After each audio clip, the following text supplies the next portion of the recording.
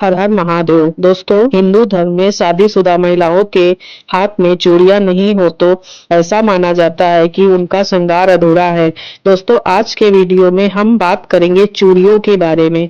प्रत्येक महिला के जीवन में चूड़ियों का बहुत अधिक महत्व होता है, क्योंकि चूड़ियों का सीधा संबंध होता है उनके सुहाग से। धार्मिक मान्यताओं के अनुसार प्रत्येक महिला अपने पति की लंबी आयु के लिए चूड़ियां धारण करती है। यही नहीं, 16 श्रृंगार में चूड़िया का अपना ही अलग महत्व होता है।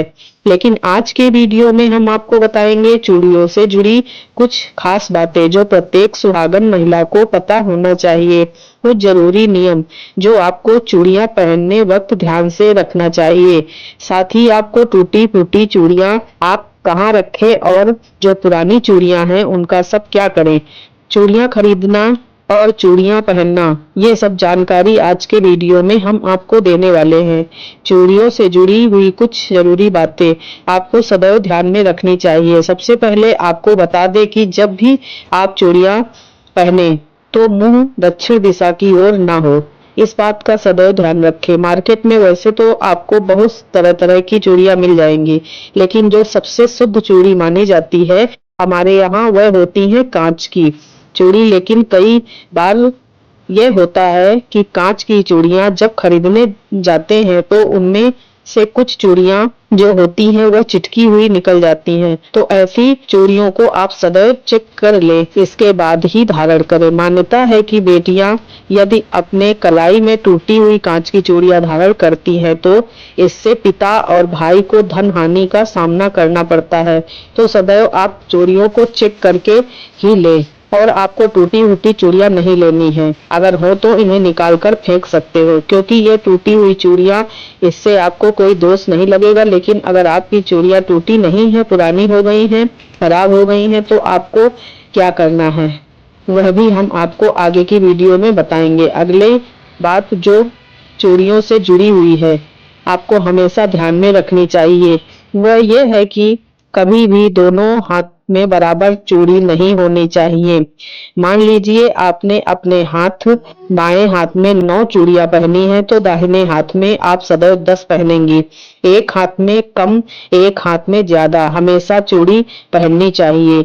नियम का पालन पूरा अवश्य करें। अगली बात, कभी भी चूड़ियां धारण करते वक्त माताएं बहनें ध्यान रखें कि उनमें जो बाल है वह खुला नहीं होना चाहिए। इन बातों का ध्यान रखना चाहिए। लेकिन यदि आपके बाल छोटे हैं, आप हमेशा बाल खोलकर रखते हैं, बांधकर नहीं रखते हैं, तो ऐसे में आप क्या करें, अपने सर पर पल्लू कर लें। इसके बाद ही आप चूड़ियों को धारण करें।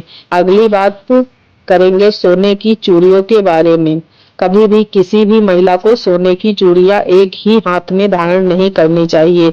कई बार ऐसा देखा जाता है कि महिलाएं एक हाथ में सोने की चूड़ियां पहन लेती हैं और दूसरे हाथ में ब्रेसलेट या हाथ में घड़ी पहन लेती हैं, जबकि ऐसी मान्यता है कि आप जब भी सोने की चूड़ियां पहने तो दोनों हाथ में अवश्य पहने। अब बात करेंगे शाखा पोला की। तो यह जो सुहाग की निशानी होती है, इसके साथ भी एक बहुत जरूरी नियम होता है जो मैं आपको बताऊंगी। जब भी आप सिंदूर लगाएं तो जब आप सिंदूर धारण करते वक्त आपकी उंगली में जो सिंदूर का हिस्सा थोड़ा सा बच जाता है वह सिंदूर आप इस शाखा पोला या कंगन में लगा लें।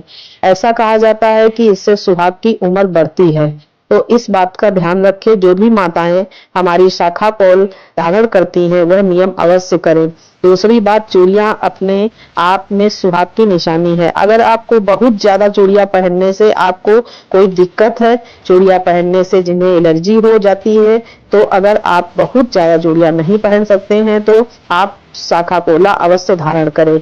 इसके बाद आप चाहे तो 2 चूड़ियां हाथ में लगा सकते हैं। आपने अपने हाथों में बहुत ही सुंदर सुंदर चूड़ियां धारण कर रखी हैं और तभी आपके घर में कोई अशुभ समाचार नहीं आता है। अशुभ समाचार बोलने का मतलब किसी के मरने की खबर आ जाती है, तो ऐसे में आप इन चूड़ियों को दोबारा कभी भी किसी भी पूजा पाठ में नहीं पहननी चाहिए। कभी धारण ना करें, क्योंकि ये अशुद्ध हो जाती हैं। अशुद्ध हो जाती हैं, मान लीजिए कि आपने कोई नई चूड़ियां पहनी और आप किसी पार्टी में गए, किसी रेस्टोरेंट में गए और इन चूड़ियों को पहनकर आपने कुछ मांसाहार इत्यादि का सेवन कर लिया, बहुत से लोग मांसाहार का सेवन करते हैं, तो यदि आपने किया है तो इन चूड़ियों को साफ करके दोबारा किसी पूजा पाठ में धारण करें। और दोस्तों, लाह की चूड़ियां बहुत ही शुद्ध मानी जाती हैं। शास्त्रों में बताया गया है कि अगर ये चूड़ियां पहनकर आप कोई पूजा पाठ करती हैं, सुहागिन स्त्रियां, तो हमेशा सुहाग बना रहता है। महिलाओं या जो कुंवारी कन्याएं हैं, वह सफेद या काले रंग की चूड़ियां पहन लेती हैं, उन्हें भूल से भी काले या सफेद रंग की चूड़ियां नहीं पहननी चाहिए, उसमें हमें दोष लगता है। कभी भी सुहागन महिलाओं को काले या सफेद रंग की चूड़ियां धारण नहीं करनी चाहिए। सुहागिन स्त्रियों का सदैव पीले, लाल, हरे, गुलाबी रंगों का चुनाव चूड़ियों के लिए सदैव करना चाहिए। चूड़ियों से जुड़ी अगली बात जो आपको सदैव ध्यान रखनी है, अपने हाथ की चूड़ी कभी भी किसी दूसरी महिला को न दें,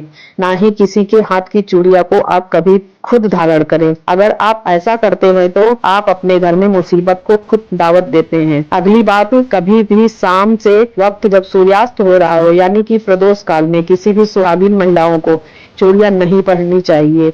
आप रात में धारण करें या दिन में धारण करें, लेकिन सूर्यास्त के बाद चूड़ी धारण नहीं कर सकते हैं। तो दोस्तों, अगर ये जानकारी आपको अच्छी लगी हो तो आप अपने दोस्तों से शेयर जरूर करें। आशा है कि आज की ये वीडियो आपको बहुत अच्छी लगी होगी। अगर ये जानकारी अच्छी लगी है तो वीडियो को लाइक, शेयर, सब्सक्राइब जरूर करें। कमेंट में हर हर महादेव जरूर लिखें। हर हर महादेव।